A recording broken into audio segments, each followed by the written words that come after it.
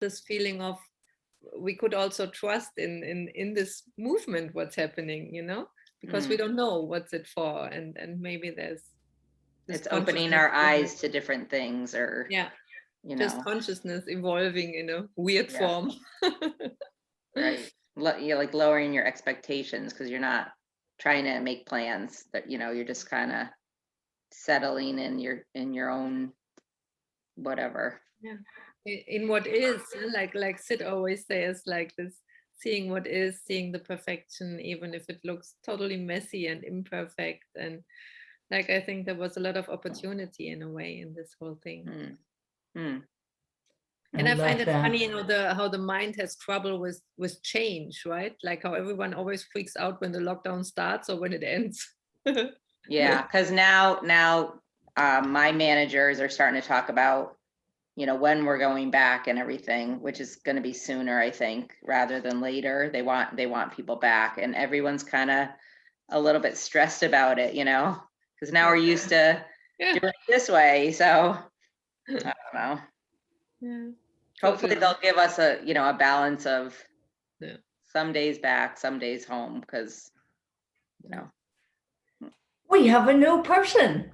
Yay! I knew if I made the time at 1 o'clock, somebody else could take a. He's gone already. You got too excited. You scared him away, Lori. Like, I'm scaring you away, Jeff.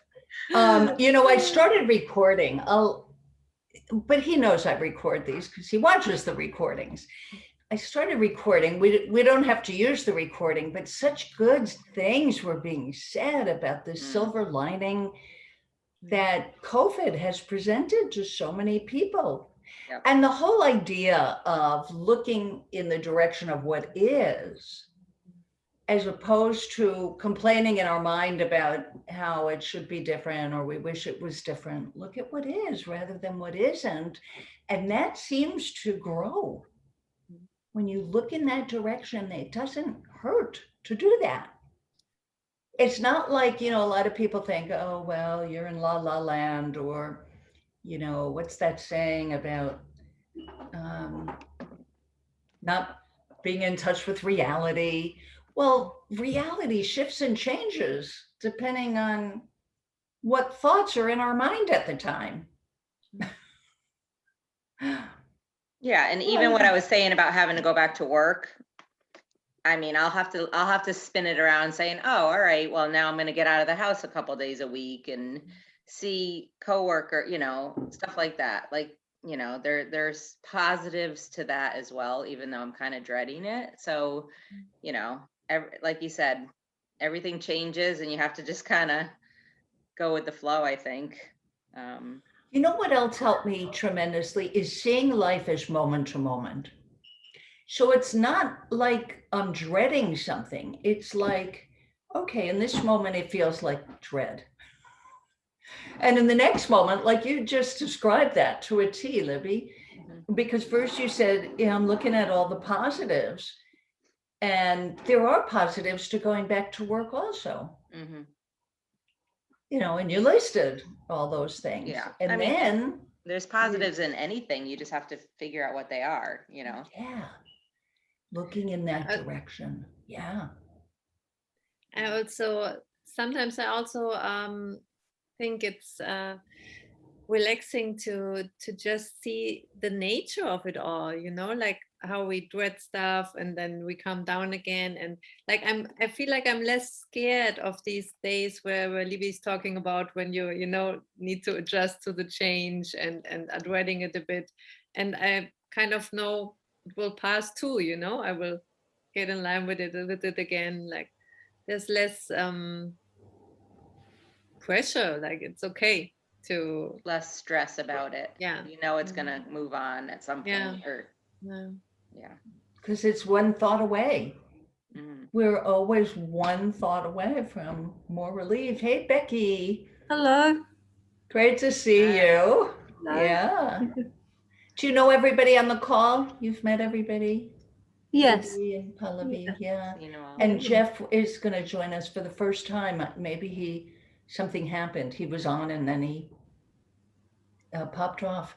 But we've been talking about the silver linings behind COVID, what we've, they're really astounding. And also how we go into, dread and fear as bosses are calling their employees back into the office.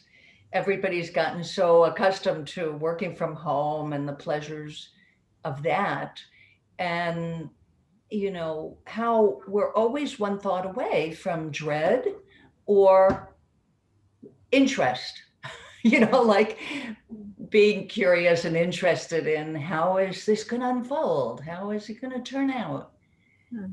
So, we get the feeling of dread. It gives us a real visceral feeling, like literally I feel it in my heart when I get that feeling of fear and dread.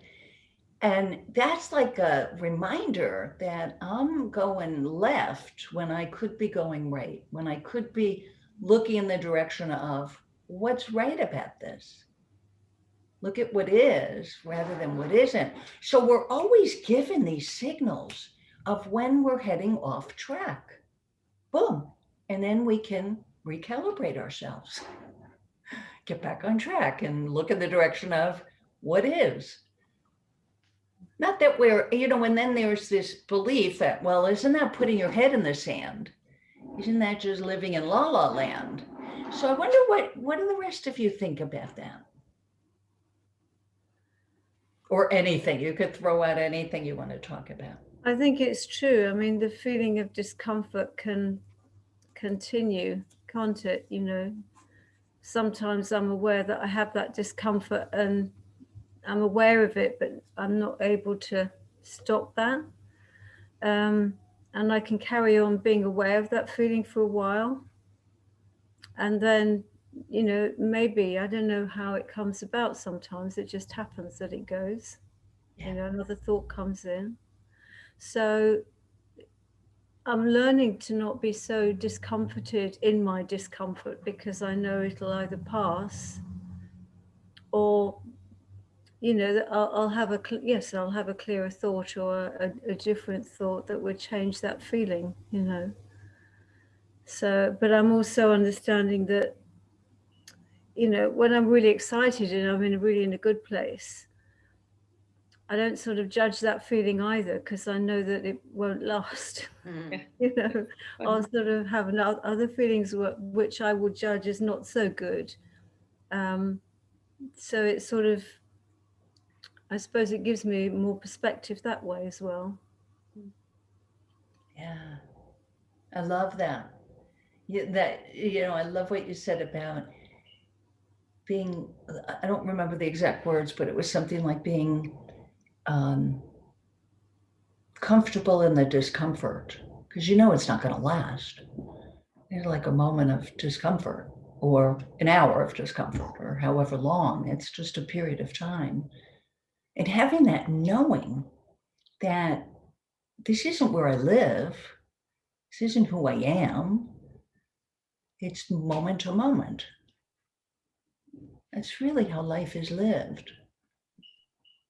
Yeah, there's such a belief, I don't know what you'd call it, that people have when they drop into discomfort, like, this is my life, right? And it's not your life. It's your temporary experience of life. Yeah.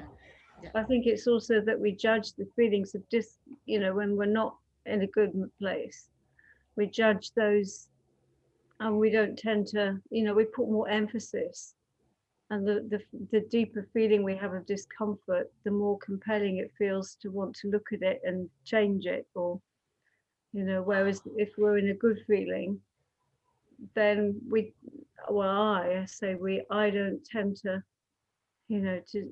to notice it as much.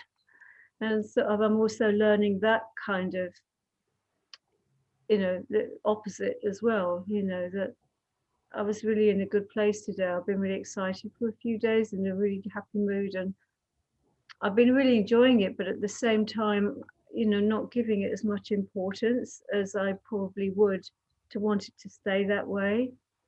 Just really enjoying being in a good place, but also being aware, that can change at any moment. And I don't really want to chase it, knowing that it'll come back if it does. Yeah. Enjoy it while it's here, kind of thing. Yeah, Pallavi.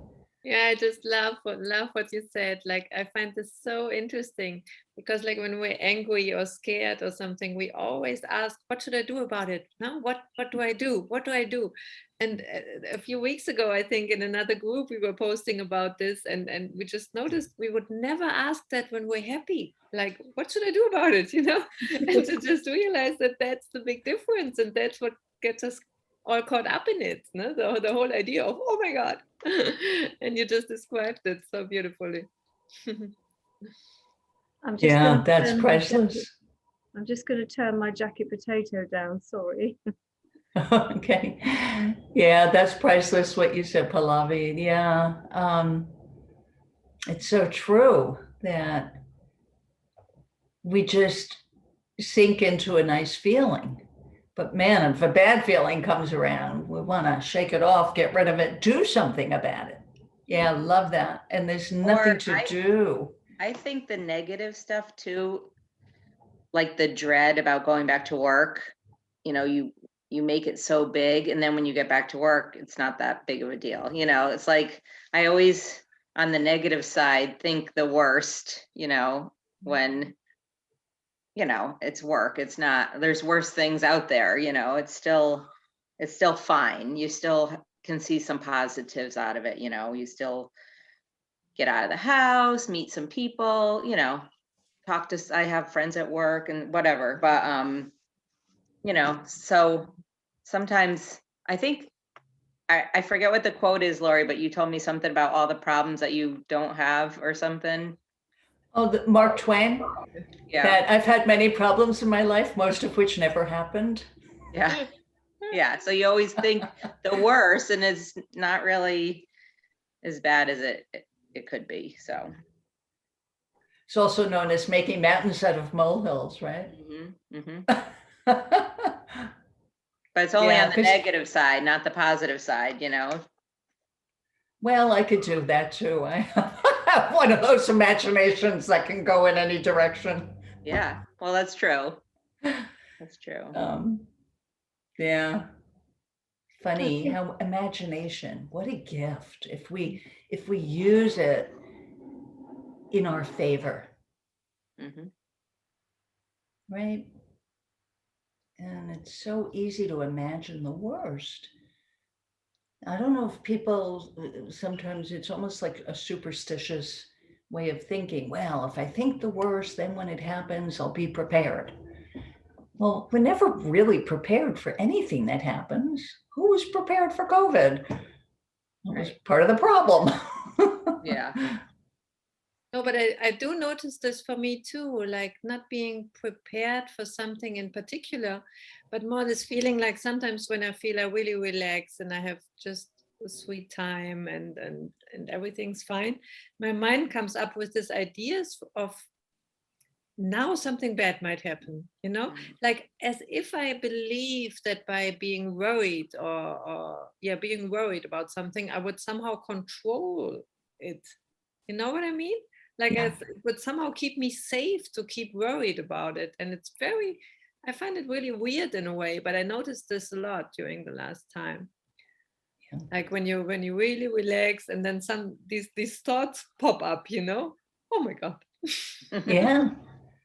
Yeah, I think that a lot of people think that way, that they're protecting themselves, right? It's wild, right? I also feel like, when I'm unsure about something in the future, or, when my thoughts are activated and I have anxiety, anxious feelings come up. Again, it feels like, when we want to know everything, like Pallavi said, sometimes it's like when I step back from those feelings, or when I let myself sink into those feelings and feel them, they're like a smoke screen, and when I feel them, then when I'm out the other side, then nothing's really there. It's a bit like the boogeyman, isn't it? You know. Mhm. And it's when I come out the other side, I feel like there's a peacefulness, and in that peacefulness, I know I can surrender as well. You know, to anything I feel like I'm trying to control or make happen, or you know, Mm. wonder what outcomes are. When I find that peace within it, then it feels like I can surrender to that. You know, and I just get a really deep, peaceful feeling then, because we can't control everything, can we? You know, Right. we can't do that. You know, 1 in 10 times it might happen that the way we want to try and make it be happens, but a lot of times it doesn't. But the other thing is, you know, if we just let go as well and trust, then it could be 100 times better than we could ever imagine, you know.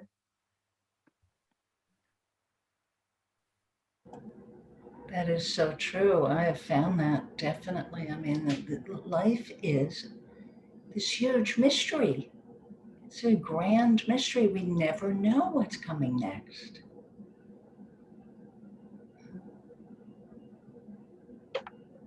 Sorry, just plugging in my laptop. Hold on.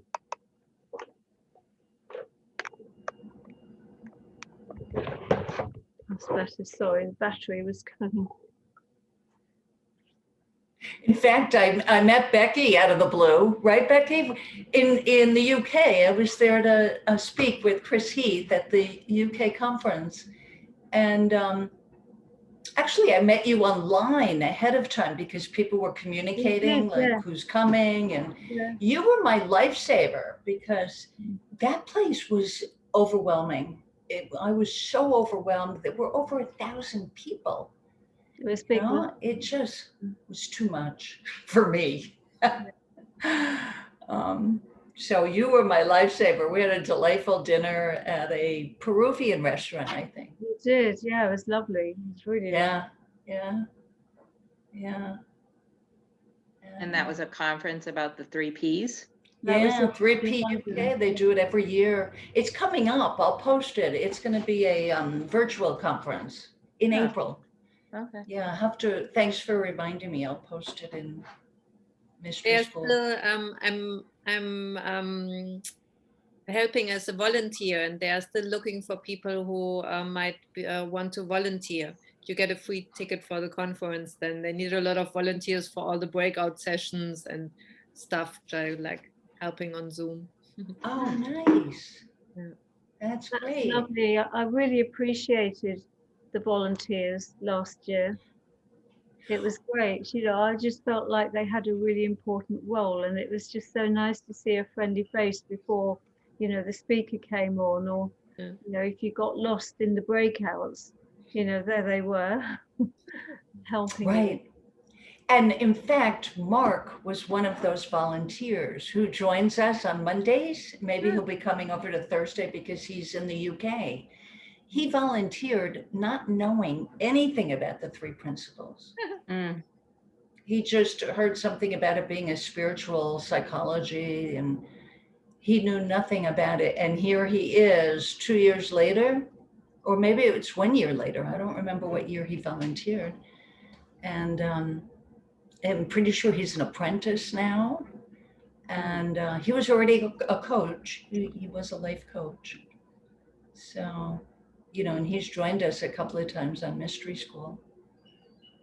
Yeah, I just love how life unfolds. And, you know, there's this John Lennon lyric that, let's see if I get it right. Life is what happens while we're busy making plans. Yeah, Mhm. yeah. They were onto something, those Beatles, right? Yeah. That's why with the lyrics we were saying earlier, I don't know if Becky was on yet. When you really listen to the lyrics, there's meaning behind them and stories behind them, and you know.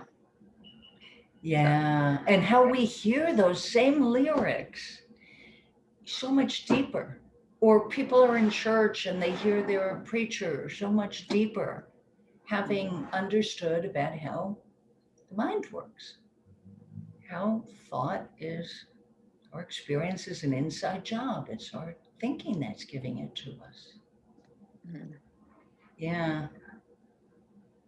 We were talking about Leonard Cohen, such a master at lyrics. Oh, and Pallavi is going to post a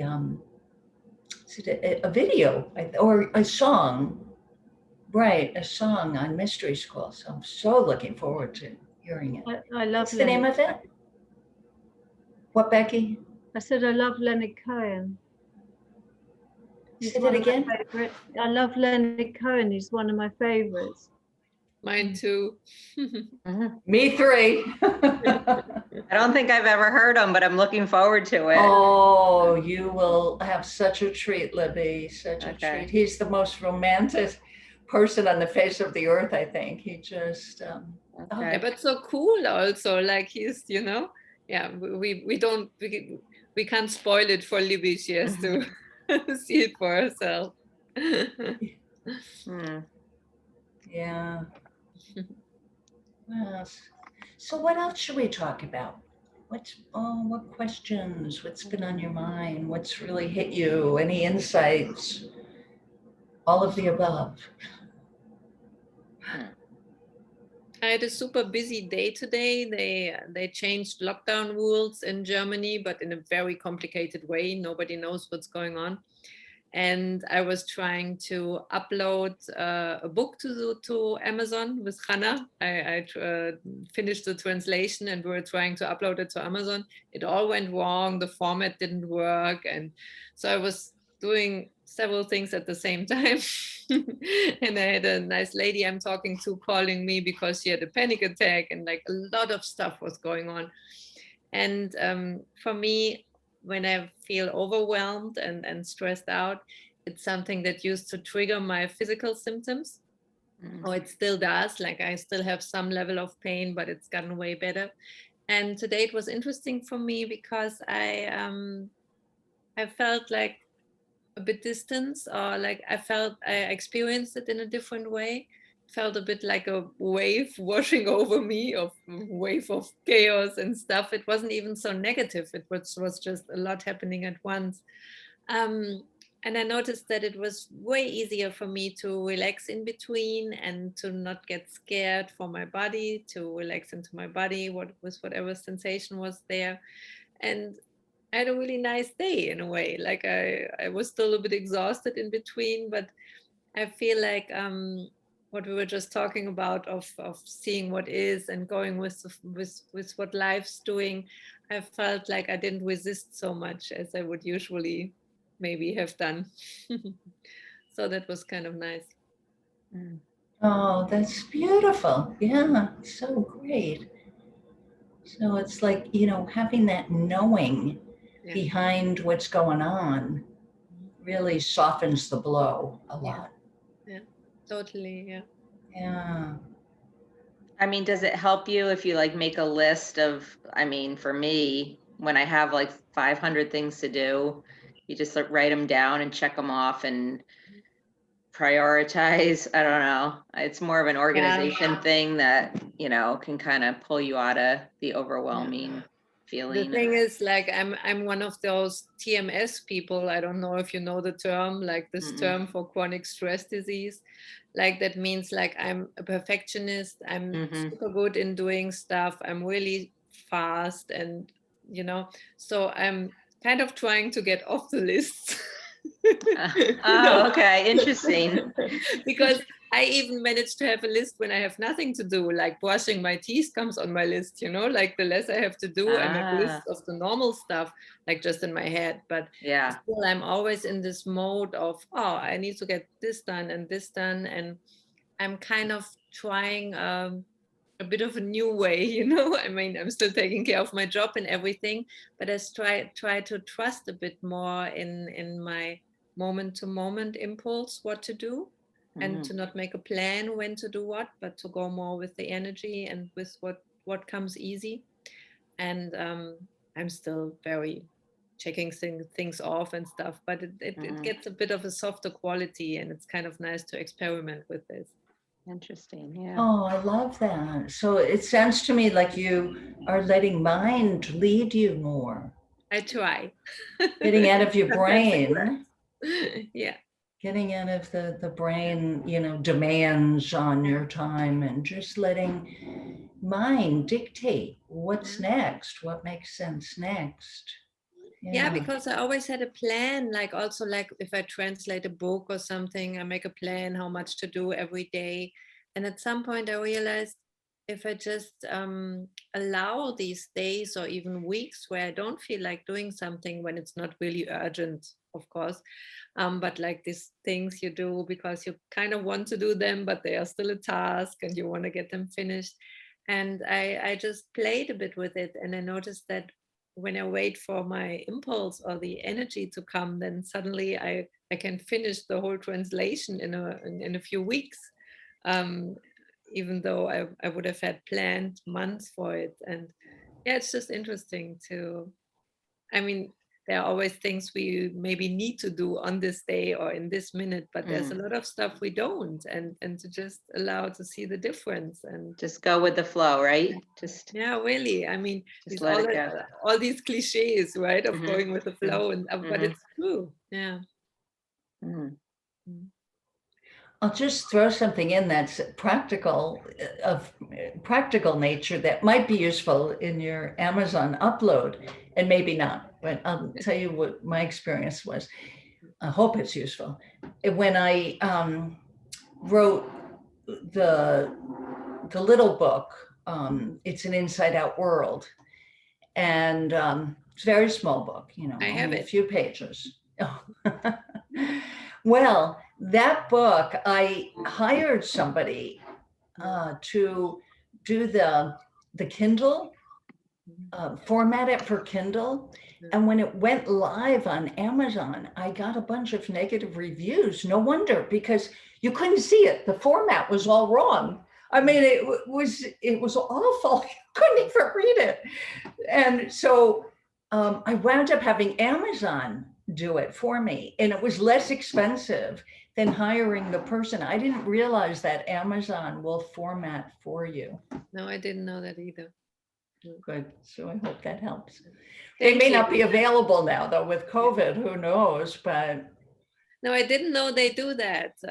That's interesting. Yeah, actually, the Kindle format worked. We have it online now since today.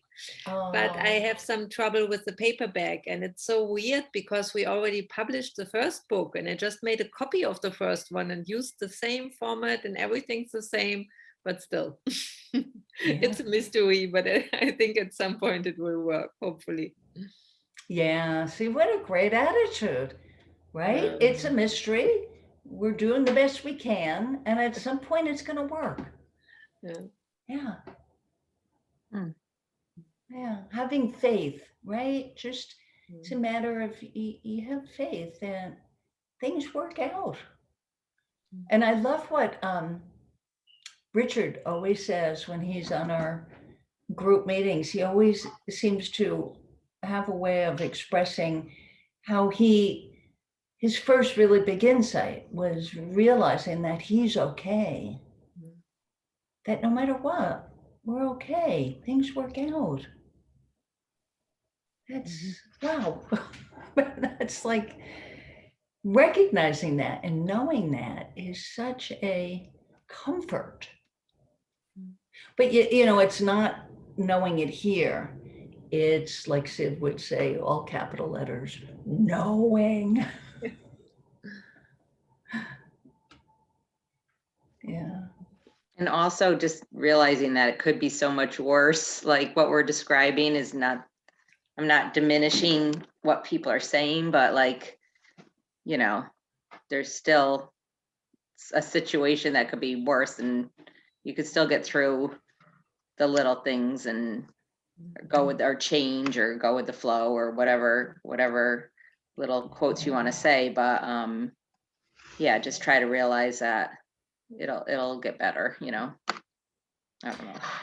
And yeah, thanks for that, Libby. I mean, even the really bad things. I mean, Viktor Frankl living through a concentration camp, and every day, every moment, really, his life was on the line. Mm. And how he saw that he could use his mind in a way that would drive him crazy or a way that would help him through it. And it had to do with the faith. He always had this faith. That's what I recall from, gosh, I can't even remember the name of the book. Well, maybe one of you. Man's Search for Meaning. Man's Search for Meaning. Exactly. Right. Yeah.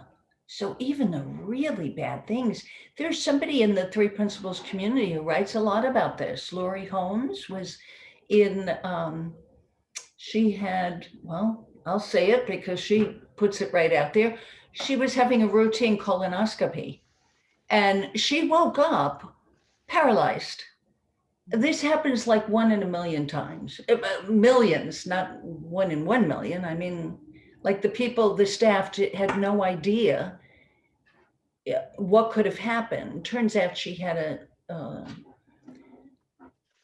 not really sure, I think it was a spinal stroke, something like that. She's fully recovered, but she was paralyzed for almost 3 days. Can you imagine? And she flipped out at first. You can imagine, like, what is going on? At some point, I think it was on day 2, I don't know, maybe sooner, she had this thought, whatever it is, whatever will be, I'm okay. Wow. Like, yeah, the nothing can touch what we have inside of us. Nothing can touch that. Our physical selves can be altered, but not the soul, the energy, whatever name you put to the invisible. Yeah, and I feel like when you have one moment of experiencing this, like I had a moment like that last year sometime when I had a really bad pain flare up, and I was lying down resting, and I had a very, very peaceful moment where I felt like this inner space, or this, I don't know, true self, what I really am, like this deeper space, it really doesn't care about the pain and the whole story and how long it was and blah blah blah. It was just like completely untouched and unharmed by the whole thing. And what I find interesting is that even in sometimes seeing these little glimpses for a moment, even if you don't feel that way all the time, but it totally changes my experience to know that that's in me, this experience is inside me, this space is inside of me, even if I can't feel it like in that moment maybe. And yeah. Oh, yeah. That you got a glimpse of that. Yeah. Yeah. It's like touching the tip of the iceberg. Yeah. There's so much more beneath. I had a sense of that when sometimes if there's a lot happening, I wake up in the night for a few hours. I wake up like at 2 in the morning and I can't get back to sleep again for like 3 hours. And I think over time, sometimes it bothers me more than other times, but in the times it doesn't, I had a sensation the other night where it was almost like I could see, it was a real visual thing where I saw like a tube that was inside another tube. It sounds a weird way to explain it, but I saw this inner tube as, a bit like iron filings are attracted to a tube of, if it's metal. I saw all my thoughts being attracted to this inner tube, but I saw also that if I just let them flow through, and I didn't let them attach to the inner tube, then it was like my thoughts were so concentrated that's what the inner tube was. But every time I relaxed in the moment and just didn't get caught up in my thoughts, it's like the space around that inner tube got wider and wider. So it was like focusing on something really small, when in fact, if I just let it go, there was this vast expansiveness and the tube continued, but there was nothing that I was holding on to. You know, I could see the outer space around it. It was a really funny sort of metaphor, but I could see it really visually. You know, like every time my thoughts got caught up, those iron filings thoughts would just go dunk right onto the tube. And then, you know, when I just relaxed and let the thoughts be, they didn't stop. But it was like I had this space all around the tube. It was really weird. You know, it was a funny thing, but it seemed to work. I could really see clearly, you know, how when we make our thinking so tight, and it's really difficult somehow, isn't it? You know, when we can't sleep, there's those moments where for me, you know, my thoughts just go on overload because there's nothing else to distract them, is there? You know, you just lie there and they come. So that was really interesting. Wow, I'll say. What imagery. Wow. Yeah, beautiful. Yeah. It was And a bit of a weird one. Sorry.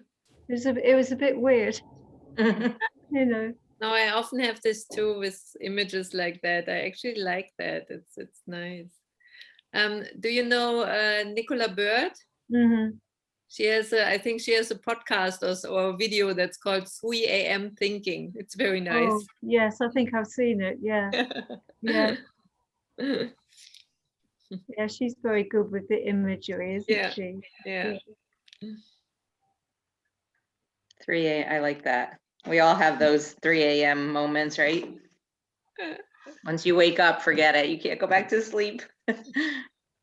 Everything starts swirling around. I keep a pad next to my bed.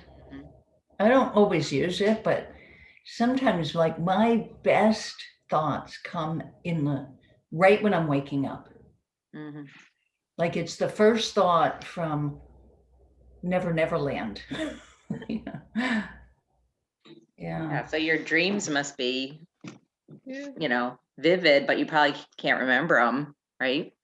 Yeah. I don't remember dreams very often. I really don't. But it sounds like you're spending your nights at a nice place when your first thoughts are that good. I mean, I think I have my share of nightmares too. Come to think of it, now that I think about it, yeah. But my next client is. Yeah, I thought this was somebody joining our program. I didn't realize that an hour has already passed. It's my next client.